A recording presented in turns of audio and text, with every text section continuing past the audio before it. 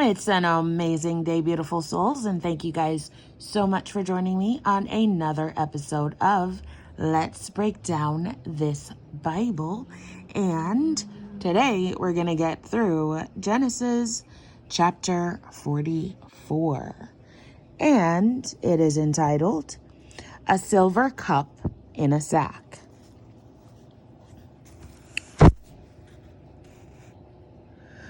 Now Joseph gave these instructions to the steward of his house.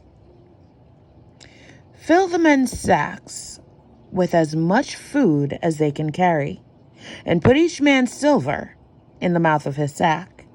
Then put my cup, the silver one, in the mouth of the youngest one's sack, along with the silver of his grain. And he did as Joseph said. As morning dawned, the men were sent on their way with their donkeys. They had not gone far from the city when Joseph said to his steward, "Go after those men at once, and when you catch up with them, say to them, 'Why have you repaid good with evil? Isn't this the cup my master drinks from and also uses for divination? This is a wicked thing you have done.'" When he caught up with them, he repeated these words to them. But they said to him, "Why does my Lord say such things? Far be it from your servants to do anything like that. We even brought back to you from the land of Canaan the silver we found inside the mouths of our sacks. So why would we steal silver or gold from your master's house? If any of your servants is found to have it, he will die, and the rest of us will become my Lord's slaves." "Very well then," he said. "Let it be as you say. Whoever is found to have it will become my slave. The rest of you will be free from blame." Each of them quickly lowered his sack to the ground and opened it. Then the steward proceeded to search, beginning with the oldest and ending with the youngest. And the cup was found in Benjamin's sack. At this, they tore their clothes. Then they all loaded their donkeys and returned to the city. Joseph was still in the house when Judah and his brothers came in, and they threw themselves to the ground before him. Joseph said to them, "What is this you have done? Don't you know that a man like me can find things out by divination?" "What can we say, my lord?" Judah replied. "What can we say? How can we prove our innocence? God has uncovered your servant's guilt.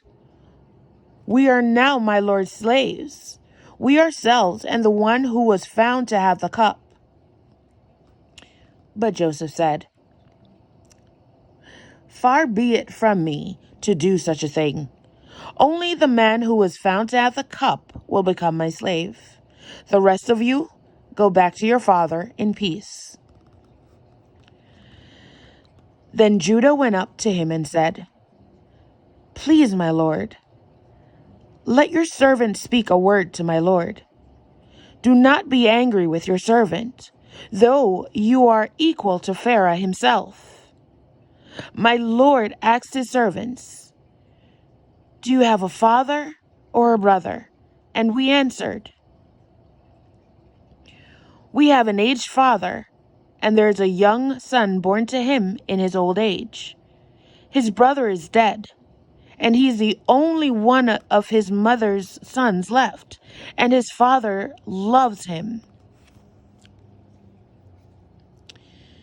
Then you said to your servants, 'Bring him down to me so I can see him for myself.' And we said to my lord, 'The boy cannot leave his father. If he leaves him, his father will die.' But you told your servants, unless your youngest brother come down with you, you will not see my face again. When we went back to your servant, my father, we told him what my lord had said.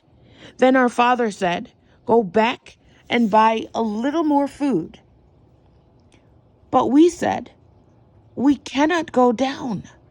Only if our youngest brother is with us will we go.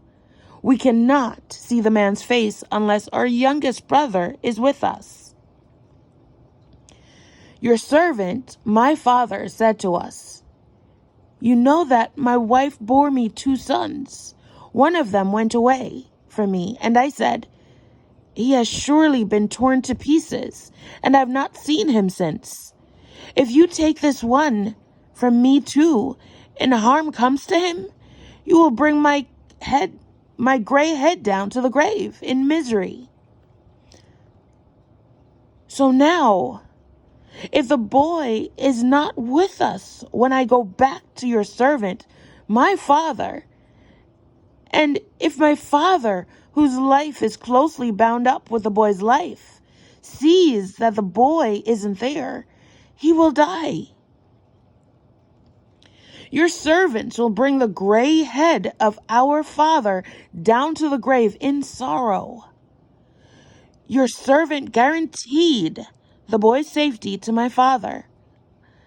I said, if I do not bring him back to you, I will bear the blame before you, my father, all my life. Now then, please, let your servant remain here as my lord's slave in place of the boy, and let the boy return with his brothers. How can I go back to my father if the boy is not with me? No. Do not let me see the misery that would come upon my father. And beautiful souls, that brings us to the end of Genesis chapter 44. What did you guys think about this? Anything we missed? One thing I'll say is Joseph's, manifestation, his dream, his vision came true. And what do you think about him playing this game on his brothers? Do you think, a good revenge plan, good prank, because it's not good to basically be revengeful. Why? It's like holding a hot coal, hoping to throw it. But in this case, Joseph is dealing them, a good hand right now. So what did you guys think, beautiful souls? Remember, like, share, subscribe, any comments, anything you want to add, anything you thought about this particular chapter, please put it below. Thank you guys so much for watching. Thank you guys for watching another episode of Let's Break Down This Bible. Have a beautiful evening, and thank God for his win. Have a beautiful day, beautiful souls.